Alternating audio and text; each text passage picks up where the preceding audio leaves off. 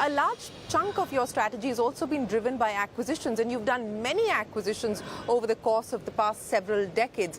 Is that going to continue to be a driver? So I think going forward, acquisitions will be very selective.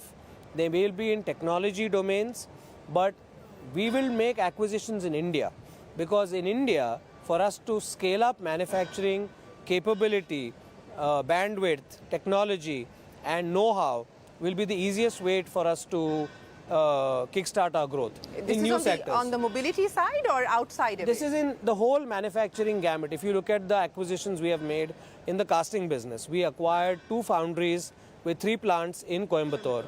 And we are going to make similar acquisitions because this will give us a head start in growing our business. These are all industries where we see huge opportunity for business to shift, especially from Europe. China plus one will help.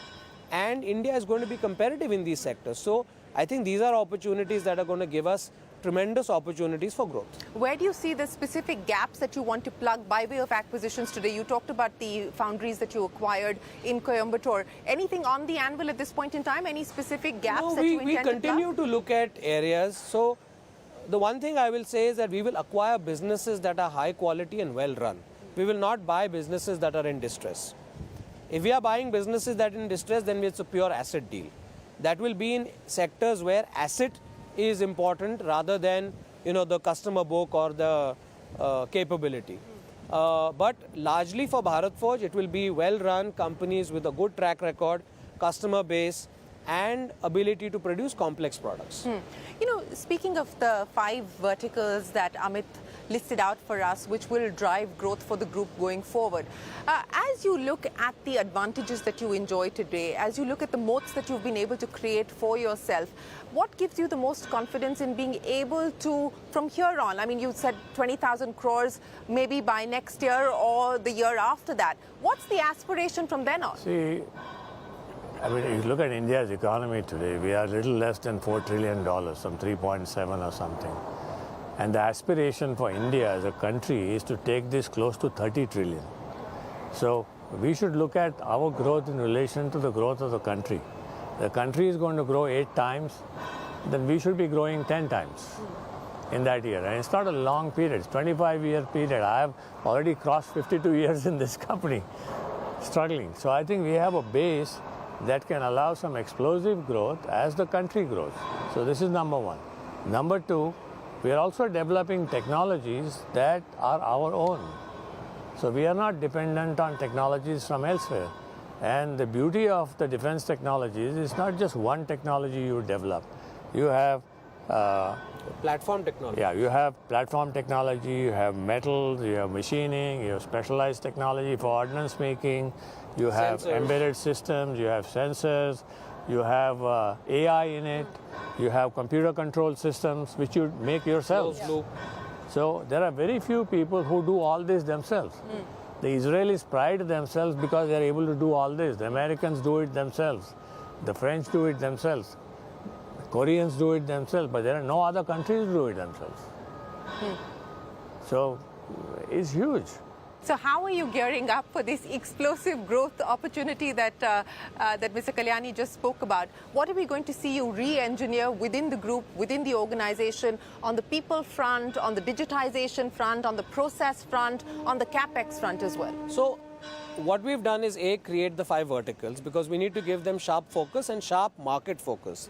Second is we've built businesses into horizons, Horizon 1 and Horizon 2. So even within defense, we've got products that are Horizon 1, products that are Horizon 2. Horizon 2 is where we need to do more development, where we need to create more technology and integrate more technology into the products. So we have bespoke engineering within the verticals, and then we have horizontals of engineering within the whole enterprise. So we've created a matrix capability where we're able to leverage capability from one vertical to the other, but also create deep focus and domain within each vertical as well. Because that's how you are going to get products out. We are going to go from components to subsystems to systems to products. And that's really the... So as you move up the value chain, the margins would also be more attractive and more accretive. Yes, that is, it's not just margins, but it's also your competition reduces. Because you're doing things that... less people can do. Exactly, exactly. Yeah. So eventually, plans to take any of these verticals public, listing at some point over the next few years? See, I foresee that each vertical will be a standalone business. Now, whether they get listed or not depends on their size, scale, and whether their cycles and their businesses require capital or they require the capital markets to get the reflection of the true valuation. What would you like to see happen on that front? There are some businesses that will grow faster than the others, there's no doubt. For example, I think the defense business will go faster than most other verticals. And there might be a time in the next few years where that business will be bigger than our core business. Because it also uses our core business technologies like metal forming, forging, machining, etc. So, that's a great possibility. And if that happens, it would be better off as an independent company. So next 3 to 5 years, you believe that perhaps you could be at that inflection point for the defense business? Oh, yeah. I'm sure. So, I want to understand from you this. Just yesterday, I heard an announcement by the Defense Secretary on television, matter of fact, that 45% of that was on our channel. Yeah, 45% of the orders would be now to the private sector. Yeah. That's great news. Yeah. So, India's defense budget is pretty huge. And if you say 45% of that to the private sector has, 4.5 players. Yes, with clear leadership that you want to sort of take forward in this space. But I want to understand from you, you've seen this manufacturing story for India with all of its constraints and all of its ups and downs play out over the last 5 decades. By all accounts, from most people that we've spoken to, this now seems to be the decade where Indian manufacturing is ready or poised for takeoff. Do you believe that is the case? And where do you finally think this story is going to be? We've been talking about this 22% share of GDP for years now. I've been talking about it from Manmohan Singh's time. Exactly. No, but I think it's ready to take off. I think all credit to Prime Minister Modi and his team for the policies that they have put into place. Those policies are really working. The most important thing is, every Indian believes the story of India now. Every Indian believes that it's time for India to become a developed country. And this belief has come from the kind of changes that the government has made, the kind of changes that the Prime Minister has been able to evolve through policy and policy parameters. And I'll give you 2 examples, simple examples. Today, BYD as a company has overtaken Tesla in electric vehicles. Why? It has overtaken Tesla in electric vehicles for one simple reason, that they make everything in-house. And their government has created a policy. And tremendous support from the government. And they are going to take, at this rate, they will be the biggest car company in the world in the next 10 years. Now, one would have thought it would be a Mercedes, Audi, General Motors, or XYZ. Yeah. But it's probably going to be BYD. Now, you wait for some India's BYD to come. Somebody will come. Could that somebody be you, at least as far as we are a component player, not a vehicle guy. But I'm saying that if Sajjan Jindal is now looking at getting into the mobility business via a joint venture with MG Motors, you've got investments in EV companies. Where do you see that? Do you intend to just be passive investors in some of these companies, or what? We are not a passive investor in anything we do. We have done that to learn technology, to leapfrog time, and to get access to certain products which will be usable both here and to be part of their global supply chains.